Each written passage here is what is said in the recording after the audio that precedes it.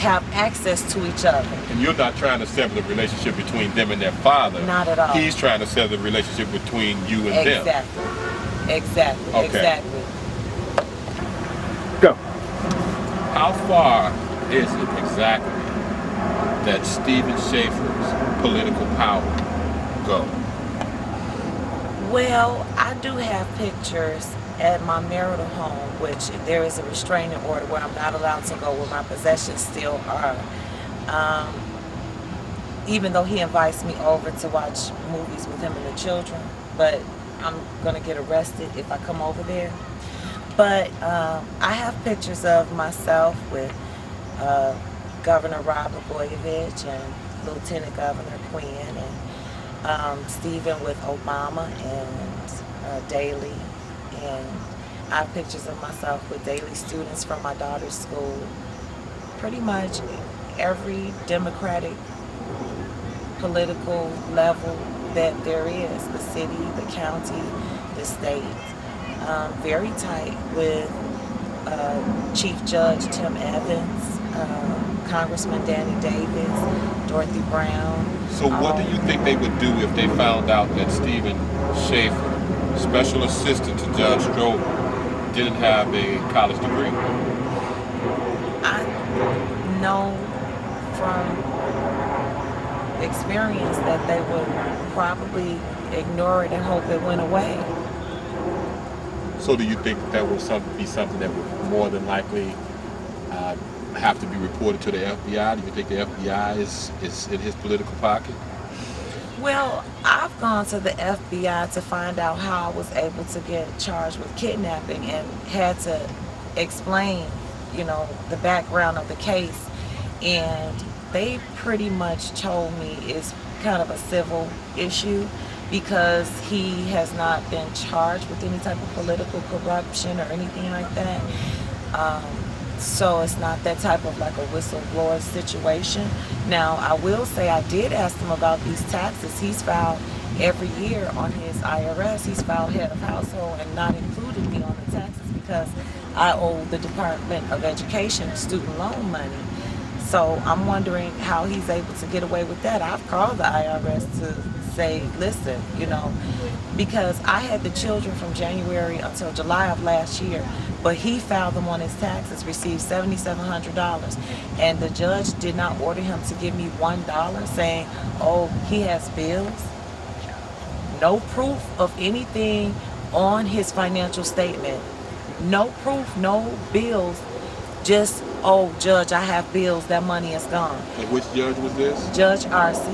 And I explained to Judge Arce that I had nowhere to stay unless Stephen would pay the $196 that I owe ComEd because we lived at the marital home. The lights and the gas bill were in my name in order for me to build my credit back up because I'm a housewife. I'm not paying any of my bills. So in the meantime, we're steady building his credit up and getting him on the road to financial freedom. And all of the bank accounts are in his name. The car notes are in his name. Everything is in his name. So he was able to take all of that away and say, well, you want to leave, you leave with nothing. That's why my clothes are still over there. And they are saying that you have no rights to anything. Exactly. You didn't work or anything while you were with them. Correct. I did not work. Stephen did not allow me to work. And I have witnesses. My father called to Stephen and asked him when I had found a position part-time where I could work and have, my son was approaching 3, and so I felt that I could put him in part-time preschool just for the socialization skills and the interpersonal interaction because children need that.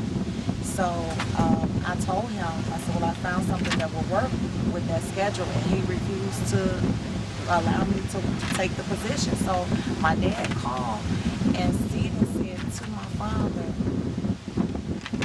I'm not going to allow Gwen to work because if Gwen worked, if Gwen had a job, then she would have options. And if she had any options at all, she would leave me. That's what he said to my father. But you wouldn't have. No, I would never have left him had he not started beating me. I felt like he was gonna outgrow that mean phase he was going through. Now, why did he start beating you? Because I said I wanted to work and I wanted to become more independent, because as he started to make more money, he began to be more controlling and began to treat me more like a puppet instead of a wife. You know, don't wear this, don't go here, no, you're not gonna go to lunch with your sister. Well, I'm taking my credit card, well, give me my keys.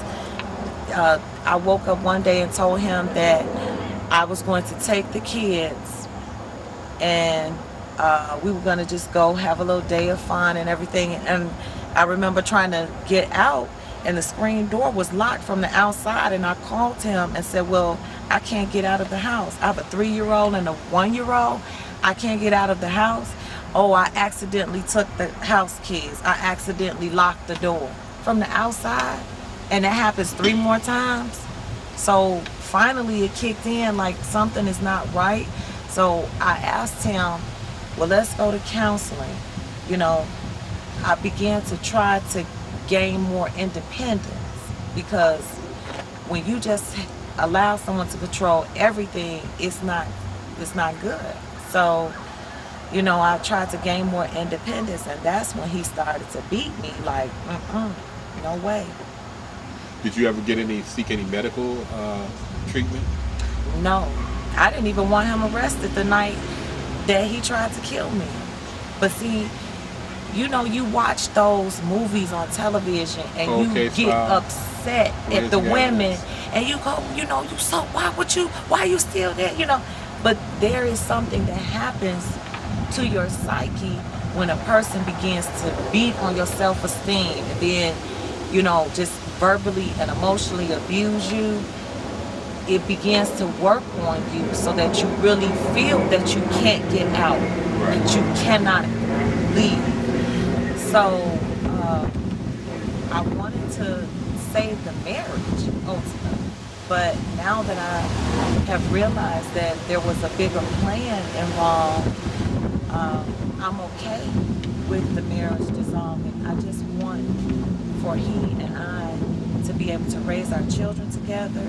And Judge R.C. Riadorsum, even the attorney, the children's advocate said, well, it appears to me that the deck is stacked against you. He said to me, these children have been with Steve for 10 months. Your daughter, he said he has seen over 20,000 children. And out of those children, my daughter is one of the most intelligent, mannerable, beautiful children that he has ever met. And he knows that she did not get that way in 10 months. My son also.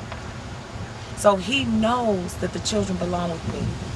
All of the witnesses. Is he saying that to the judge? I don't know, because what did he write up? Did he write up something? Oh no, I don't have any of that. I don't. They just make up orders.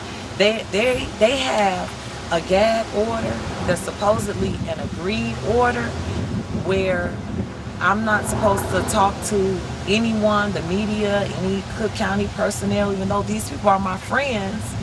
We've been friends for a long time, but I'm not supposed to talk to them about what's going on.